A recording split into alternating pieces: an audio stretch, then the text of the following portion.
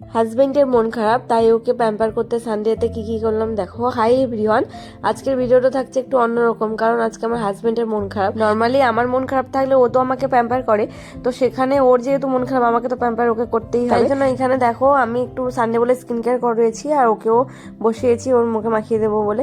দুজনে তারপরে মেখেছি ওকে। আমি অনেকক্ষণ থেকে হাসানোর চেষ্টা করছি, বাট একটু একটু মন খারাপ তো বোঝাই যাচ্ছে। দেখো ও যেগুলো পছন্দ করে আমি সেগুলো করার চেষ্টা করছি, অ্যাকোয়ারিয়ামে জল ভরছি।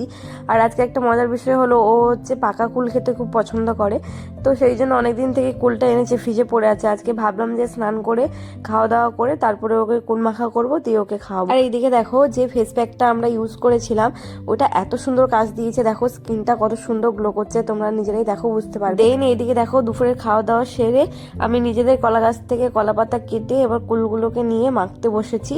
তো বিট লবণ আর জিরে গুঁড়ো আর ধনেপাতা আর কাঁচা লঙ্কা দিয়ে মাখবো, কারণ এই কুলগুলো পাকা তো চিনি টিনি দিতেও লাগবে না।